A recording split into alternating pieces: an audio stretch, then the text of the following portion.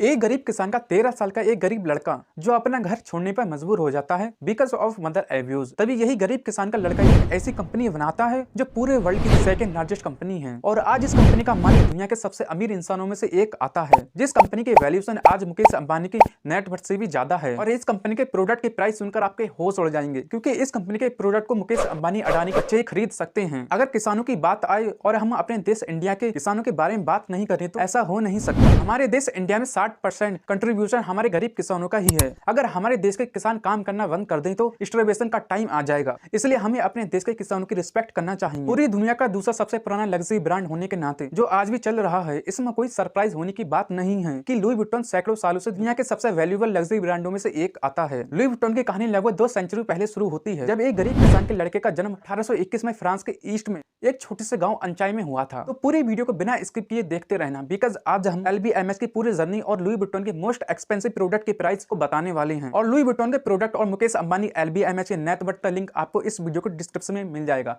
जिसे आप अपनी रियल आंखों से देख सकते हैं। रियल मतलब मैं क्या अपनी नकली आंखों से वीडियो देख रहा हूँ?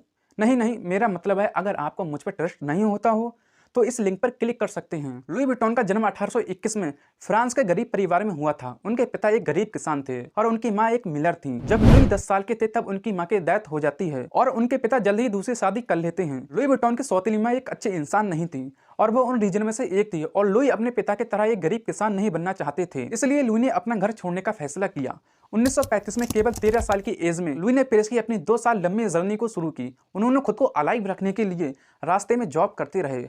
1870 किलोमीटर 253 मील पैदल ट्रैवल किया। 16 साल में लुई पेरिस पहुंचा और जल्द ही उसे फेमस मार्शल की सफल बॉक्स मेकिंग और पैकिंग वर्कशॉप में काम करने का मौका मिला। उसने 17 साल तक काम किया। लुई ने जल्द ही इस एरिया में फेमस में से एक रेपुटेशन हासिल कर ली थी। जब 1852 में नेपोलियन III को फ्रांस के किंग का टाइटल मिला तो उसकी वाइफ यूजनी डी मोटिजो ने लुई विटॉन को अपने पर्सनल वर्क्स वर्कर पैकर के रूप में अपॉइंटेड किया। लुई ने रॉयल अरिस्टोक्रेट सोशल क्लास के एक नए कस्टमर सोशल क्लास में एंट्री की थी, क्योंकि वो एक गरीब किसान का लड़का था। लुई विटॉन ने 1854 में क्लाइमेक्स एमिली पेरियक से शादी की, जिसके साथ उन्होंने बाद में एक परिवार शुरू किया। उसी साल में उन्होंने पेरिस में अपनी वॉक्स मेकिंग और पैकिंग वर्कशॉप खोलने के लिए महाशय मार्शल को छोड़ दिया। लुई विटॉन ने अपनी वर्कशॉप से अपनी क्रिएशन और डिजाइन बनाना शुरू किया। एग्जांपल के लिए उन्होंने चमड़े के प्लेस पर कैनवास का यूज किया, जिससे ट्रंक वाटरप्रूफ और बहुत ड्यूरेबल हो गए। 1858 में रेक्टेंगुलर ट्रंक की शुरुआत के साथ बिजनेस को और भी ज्यादा पॉपुलरिटी मिली। ये उस टाइम के लिए रेवोल्यूशनरी था, क्योंकि इससे पहले राउंड लगेज बैग्स का टाइम था। राउंड शेप की रीजन से एक के ऊपर एक बैग्स नहीं रख सकते थे, जिससे लुई ने रेक्टेंगुलर लगेज बनाना स्टार्ट किया। 1859 में लुई पेरिस के बाहर एक गांव अंसरीनेस में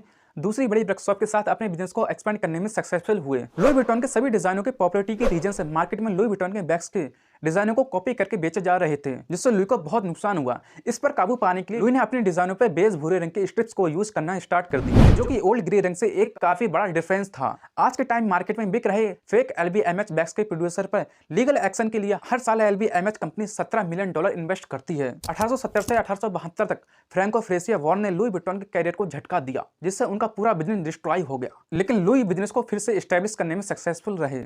मिडिल पेरिस में एक रू स्क्राइब पर एक नई वर्कशॉप एस्टैब्लिश की। बिजनेस वॉर से पहले की कंपेयर में और भी ज्यादा एक्सपेंड हो गया। 1885 में लुई विटॉन ने फ्रांस के बाहर लंदन में एक्सफोर्ड स्ट्रीट पर अपनी पहली दुकान खोली। बढ़ती पॉपुलरिटी के साथ फेक LV बैग्स प्रोड्यूसर की वजह से लुई विटॉन को एक बार फिर से नया डिजाइन बनाने के लिए मजबूर होना पड़ा। 1888 में डेमियर कैनवैक्स पैटर्न बनाया गया था, जिसे मार्क L विटॉन डिपोसी पढ़ने वाला ट्रेडमार्क लोगो भी शामिल था। अगले 20 साल तक Louis Vuitton innovative high quality वाले सामान बनाते रहे, जब तक 1892 में 17 साल की एज उनकी डेथ हो जाती है।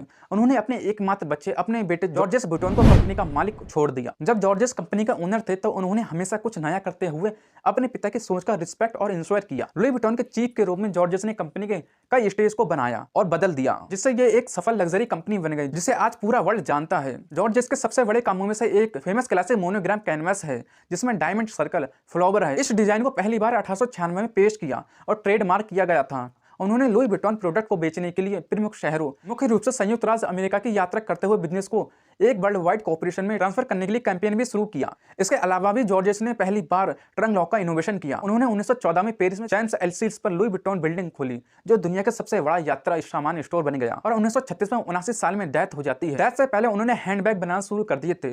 तभी इस कंपनी के ओनर जॉर्जेस के सबसे बड़े बेटे गैस्टन विटॉन को बनाया गया था। 19वीं सेंचुरी में लुई विटॉन ने वास्तव में अपने बिजनेस को एक्सपेंशन किया, क्योंकि उन्होंने अपने फेमस ट्रैंक के हैंड बैग और भी आइटम पेश करना शुरू कर दिए थे। सबसे पहले डिजाइन किए गए बैगों में से एक बड़ा हैंडबैग था। 1959 में नई टेक्निक की बदौलत लुई विटॉन अपने क्लासिक कैनवास को फिर से इनोवेशन में कैपेबल हुआ। कैनवास का एक बहुत ज्यादा लचीला वर्जन बनाया गया। 1945 और 2000 के बीच लुई विटॉन ने छोटे पर्स, वॉलेट, एक्सेसरी इक्विपमेंट्स बनाकर अपने बिजनेस को और भी एक्सपेंड करना स्टार्ट कर दिया। 1970 में गैस्टन विटॉन की डेथ हो जाती है और उनके सन इन लॉ हेनरी रेकमियर कंपनी के ओनर बनते हैं। उन्होंने ब्रांड की बढ़ती पॉपुलैरिटी को पहचाना, पूरे वर्ल्ड में और भी ज्यादा स्टोर खोलना शुरू किया। 1997 में लुई विटॉन ने अपना पहला क्रिएटिव डायरेक्टर अपॉइंटेड किया, जो अमेरिका का फैशन डिजाइनर मार्क जैकबस है, जिसे लुई विटॉन को फैशन की दुनिया में पेश करने के लिए काम पर रखा गया था। उन्होंने मेल और फीमेल के लिए ready to wear collection design करने के लिए काम पर रखा गया था और उन्होंने एक साल के अंदर अपना पहला कलेक्शन जारी किया। LVMH कंपनी ने ज्वेलरी का पहला पीस 2001 में लॉन्च किया और बॉच का कलेक्शन 2002 में लॉन्च किया। उन्होंने मोनोग्राम मल्टीकोल कैनवास रेंज,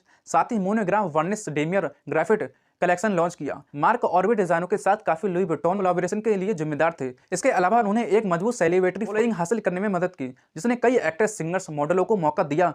मार्क जैकबस ने 2013 में क्रिएटिव डायरेक्टर के रूप में पोस्ट छोड़ने का फैसला किया। 13 साल के एक गरीब बच्चे ने सौतेली मां से तंग आकर शुरू किया ये बिजनेस, जिसके वैल्यूएशन आज $436.80 बिलियन है, जो मुकेश अंबानी $113.7 बिलियन नेटवर्थ से भी ज्यादा है। तो किसान के इस गरीब बच्चे के लिए वीडियो को लाइक और चैनल को सब्सक्राइब करना तो बनता ही है। दोस्तों, आज जानेंगे Louis Vuitton most expensive product के रेट के बारे में। इनको सुनकर आपके होश उड़ जाएंगे। स्क्रीन पर देख रहा है, इस बैग का प्राइस 10,40,000 है और एक टी शर्ट का प्राइस 6,45,000 रुपए है और स्क्रीन पर देख रहा है इन जूतों का प्राइस 10,70,000 है और इस वॉच का प्राइस 49,50,000 रुपए है। इन सभी की डिटेल को पढ़ने के लिए डिस्क्रिप्शन में दिए गए लिंक पर क्लिक कर सकते हैं। दोस्तों, आज हम ऑनलाइन ट्रांजैक्शन करके दुनिया की हर चीज अपने घर पर मंगा सकते हैं। इसमें पेटीएम का बहुत बड़ा रोल है। 29 फरवरी को RBI ने पेटीएम पर बैन लगा दिया है। तो इस बैन के पीछे का रीजन क्या है, तो स्क्रीन पर दिख रहा है राइट वाली वीडियो पर क्लिक कर सकते हैं।